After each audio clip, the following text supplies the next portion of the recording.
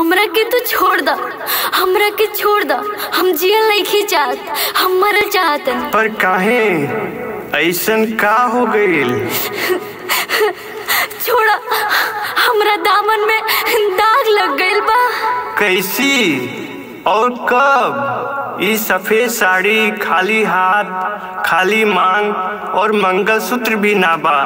ई सब कैसी हो गइल अचानक?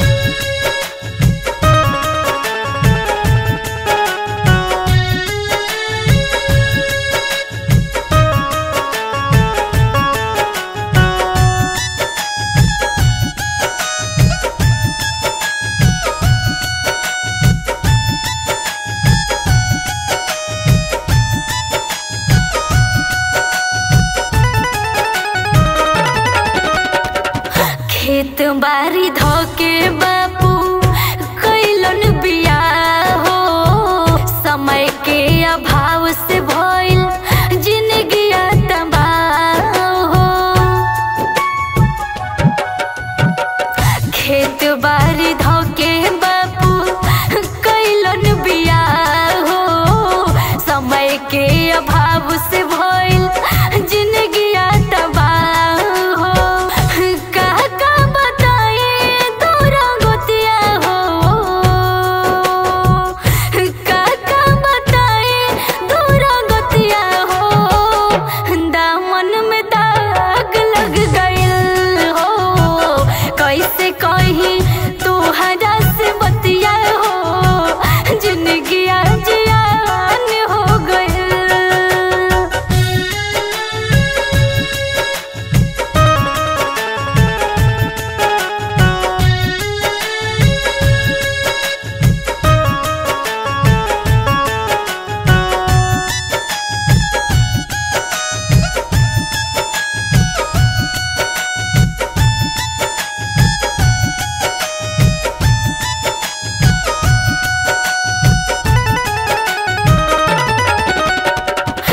भइल बियाह आईनी पिया के अंगनावा। रहे सुहाग रतिया भइल मिलनावा। भइल बियाह आईनी पिया के अंगनावा। रहे सुहाग रतिया भइल मिलनावा। भोरे भोरे आ गइल विपतिया हो। भोरे भोरे आ गइल विपतिया हो। दामन में दाग लग गइल। कैसे कहे तोहरा से बतिया हो। दामन में दाग लग गइल।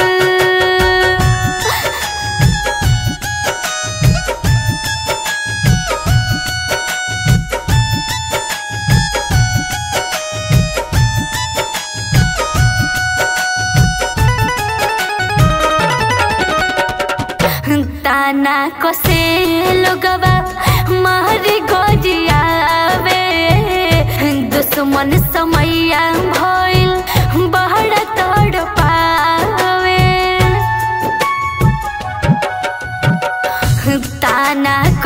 भोला लोगबा मारे गोरियावे दुश्मन समैया भइल बहरा तड़पावे छीन गइल सगरो सिंगरवा हो छीन गइल सगरो सिंगरवा हो दामन में दाग लग गइल मन करे दे दे परनवा हो जहनवा में आग लग गइल।